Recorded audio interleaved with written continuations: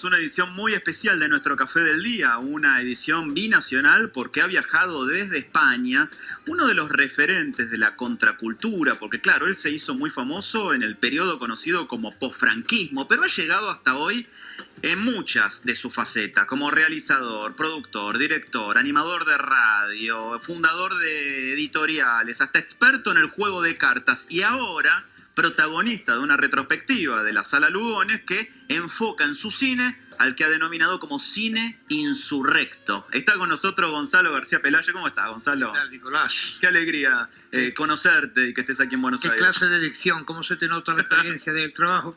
Muchas gracias. El trabajo de la radio yo admiro siempre cuando la gente sabe hacer esas pausas. En fin, muy... Y a la primera. Bueno, yo lo que admiro es que hayas hecho tantas películas. ¿Cómo has sido tan prolífico en todos estos años?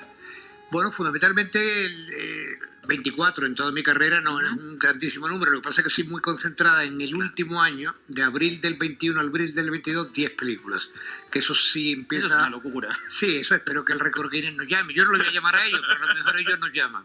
Yo creo que sí. Pero ¿y qué impulso creativo tuviste? Porque aparte fue justo después de la pandemia. No, todavía durante la pandemia. Cuando ya empezaba a aflojarse un poco, cuando ya podíamos salir de casa, no había restricciones tan serias, pero claro, con ganas de salir.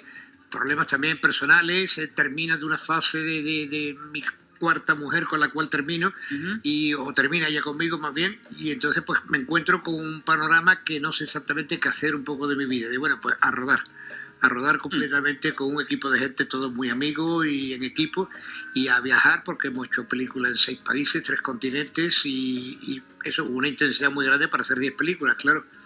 Vos sabés que muchos de nosotros tenemos nostalgia por lo que no hemos vivido. Yo, por ejemplo, tengo anhelos por la ciudad de Nueva York en la década del 60 o en la década del 50. Ajá. Pero tengo anhelos también por Madrid o por Barcelona a principios de los 80. Ajá. Con la recuperación de la vida democrática, con la caída de Franco. Una época que vos sí viviste, que aparte documentaste a través de tu sí, arte. Hay algunas películas. Hoy precisamente se pasa la más significativa, que es Vivir en Sevilla. Tengo el honor de que la van a presentar los 2 grandes cineastas, yo creo que con Almodóvar, los 3 cineastas más importantes vivos, Lucía Celes y Mariano Ginás. Ellos 2 van a presentar la película en las sesiones de 3 de la tarde de las 21 horas y de alguna manera la película que sí que refleja el paso tan importante que tuvimos en España del franquismo a la transición a la democracia, ¿no? Paso que no solamente era cambio político, sino que también la película expresa la necesidad de un cambio estético. Eso lo definió muy bien el periódico francés Libération, que cuando las cosas cambian también debe cambiar el lenguaje y la estética, porque tenemos que entendernos ya con otros signos, con otra manera de entendernos, y un poco ponían esa película Vivir en Sevilla como muestra de cambio completo de reglas gramaticales, de semántica, de todo, en lo que es el cine con respecto al tema que está tratando. Si uno piensa en tus películas de ese periodo, o en las películas de Almodóvar que vos mencionabas, o en la película Arrebato, que es una de mis favoritas de esa época también. Amigo mío también. Bueno, claro. Digo, uno puede ver ahí, por lo menos, vos lo resumiste muy bien, en esa explosión estética o en esa manifestación a través de las formas y de los colores, como un contrapunto muy notorio con la oscuridad del periodo anterior, que fue eminentemente oscuro. Claro, efectivamente, era la explosión que era necesaria, pero que de alguna manera era fácil de prever que ocurriría, ¿no? Es un poco también lo que está pasando después de la pandemia, ¿no? Es decir, o sea, un poco la ley de los opuestos, ¿no? Es decir, que quieres todo negro, vamos a todo blanco, ¿no? Es decir, un poco la ley del péndulo generacional y que siempre va a seguir existiendo, yo creo que en la humanidad. Y efectivamente la transición tuvo ese fulgor que ahora se está intentando olvidar y que de alguna manera hay un poco la discusión de que si aquello tuvo el valor que creemos que tuvo o no lo tuvo, ¿no? Yo sí creo que lo tuvo. Yo creo que fue un momento muy importante que tuvimos la fortuna de vivir de la historia de España. Y me gusta mucho tu idea de poder soñar con vivir otras épocas, ¿no? Es decir, que no sé si la Francia de Robespierre o la época, digamos, del tango de Homero Manzi. O sea, que hubiera también serían buenas épocas, ¿no? Vivir. Eso.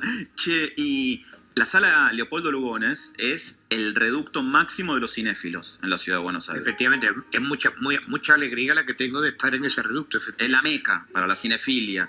Y encima se presenta tu ciclo con este título de cine insurrecto. ¿Cómo te sienta la idea de la insurrección? Hombre, es una idea que de alguna manera está un poco reflejado también en las películas. Fue idea de Luciana Zilberberg, que es la Sí. directora de contenidos y de prensa de todo el programa, y que no lo dudamos un minuto. Estábamos sentados en una mesa, bueno, ¿y cómo podríamos llamar el ciclo? Y ella propone cine insurrecto. Sí, sí, eso, Luciana, no pensemos más. O sea, es decir, un poco como con las 10 películas, no se puede pensar más y dar mucha vuelta. No sé si vamos con eso. Sí, hombre, estoy muy feliz porque realmente es como una meca, ¿no? O sea, el llegar un poco a extrovertir la obra que has hecho, porque no solamente son de las 10 últimas, el ciclo es un poco las 4 del principio, 2 del medio y 4 también de esta parte final de las 10 que he comentado antes. Entonces es un sueño, es decir, o sea, es un poco el venir, además, vuelvo a repetir, ¿no? Esta tarde con Celes, con Ginás, o sea, son amigos, son gente que yo admiro absolutamente. He hecho una votación ahora reciente que saldrá ahora en diciembre en la revista Sight and Sound, que sabes que cada 10 años hace la votación de los mejores títulos de la historia del cine, ¿no? Entonces es difícil votar las 10 mejores películas del cine porque imagínate la cantidad que tienes que quitar, ¿no? Porque a uno le gusta por lo menos 60, 80. En esas 10 tengo el voto a Celis y tengo el voto también a Ginás, o sea, es decir, que son para mí dos referentes absolutamente imprescindibles del cine actual. Y vienen a presentar mi película fundamental, Vivir en Sevilla, o sea, es decir, que estoy feliz. ¿Y qué te parece? Claro, Ginás estuvo acá hace 2 semanas conversando con nosotros. A mí me salvó la pandemia o los primeros días de la cuarentena porque él liberó en esos días El Visionado de la Flor. Ajá. La película que dura 14 horas. Sí, sí, Entonces, sí. claro, uno que estaba encerrado en su casa, digo, fue la única oportunidad que tuve de estar 14 horas mirando una misma película. Así que eso se lo agradecí mucho a Ginás. Es inteligente aprovechar ese momento. Claro, ¿cuándo si no? ¿Cuándo si no? Ahora, hace unos años, ahora la mejoraron, pero hace unos años la Sala Lugones era prácticamente un lugar de tortura también, porque las sillas estaban duras, estaban desajustadas. Ahora es espectacular. Ahora está estupendo. Y sabes que tiene un magnífico sonido y una magnífica proyección. Claro. O sea, realmente las condiciones cinéfilas son excelentes. Realmente estoy muy satisfecho de cómo suena. Es muy importante que la sala suene también. Claro. En la película hay mucha música, es decir, o sea, así que, y la imagen también. O sea, las proyecciones son excelentes. Sí, antes tenía que ver con el sacrificio de la cinefilia. Era bueno, ¿querés ver una película, no sé, de Jacques Tati o de quién fue? Bancate, aguantá la incomodidad y el dolor. Aquí tienes una piedra para sentarte. Eso. Sí, tal cual. Sacrifícate para ver esta de John Ford. Eso. Así era, no se veía nada, todo oscuro. Pero bueno, ha mejorado. Ahora, revisando tu biografía, Gonzalo, uno encuentra que sos un experto jugador de cartas. Sí. Y el mito urbano dice que has ganado como punto la banca varios casinos en el mundo. Sí, de cartas y de ruleta. ¿Esto es cierto? Ambos, sí, siempre, completamente cierto, claro. No voy a estar ahí por ahí diciendo mentiras. No, y capaz que lo inventan los periodistas para hablar de vos. No, tengo el libro que habla de toda esta historia, la fabulosa historia de los Pelayos. Se llevó al cine, hay una película. Es decir, han hecho una película. Hay un programa de televisión, por ejemplo, que hicieron en el canal Historia, imagínate, ¿no? Yo presumía con mis amigos, sí, esta tarde van a dar mi programa, creo que el primero es uno de Napoleón y después va uno de Julio César, y en el medio van los Pelayos. Y después Hitler y los extraterrestres, que es lo que pasa siempre en esos canales. Pues efectivamente, no, sí, siempre, afortunadamente, sí, fue cierto. En la ruleta tuvimos una época fantástica y yo creo que se podría prolongar, lo que pasa es que ahora está dedicado a otras cuestiones. En el póker también estuvimos durante mucho tiempo, imagínate que mi hijo Oscar ganó durante 24 meses seguidos sumas importantes en Internet. Esos 24 meses yo gané 22, que tampoco me quejo, bueno, ¿no? Pero claro, todavía él lo resolvía mejor. Y seguimos en el juego. Mi hijo Pablo está ahora mismo muy ocupado, sobre todo los fines de semana, en la apuesta deportiva, y le va bien, lleva 4 años viviendo de la apuesta deportiva. Vive de eso, hombre, con sistemas, o sea, de lo que no puede ser intuiciones, sistemas. Eso te quiero preguntar, ¿qué es una cuestión de análisis matemático, de táctica, de estrategia, de sistema? Si análisis matemático, en el caso de la ruleta, análisis matemático de posibles fallos físicos. O sea, el sistema es físico. La matemática es la herramienta para medir, porque claro, yo no puedo medir, no puedo llegar ahí con 1 metro a medir. Pero entonces sí la estadística me da un poco la certeza de que esa medición es correcta. En el caso del póker es, bueno, cálculo matemático.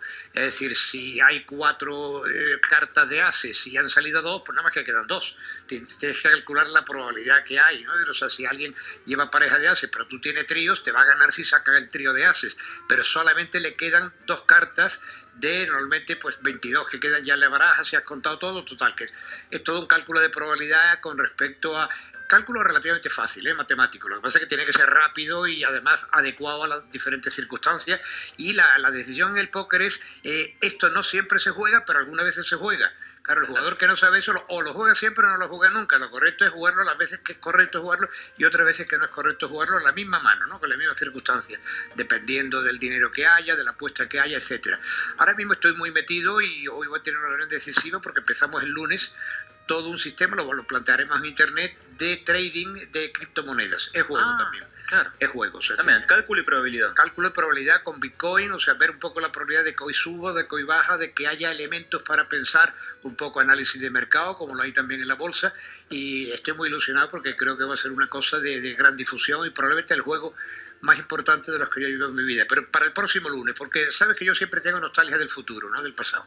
Es muy bueno eso, y ahí apuntaba lo que te quería preguntar, porque sos un tipo joven todavía, pero has vivido muchas vidas, muchísimas vidas, que se han superpuesto en algunos casos. Joven de 75 años, dicen. Un pibe, un pibe, como decimos sí, acá. Espero llegar a los 110, o sea, decir que... Hoy es perfectamente posible, hablando de cálculos y probabilidades. ¿Cuántas vidas dirías que te quedan vivir entonces? Yo creo que 3, por lo menos. También depende de las mujeres que quieran aguantarme.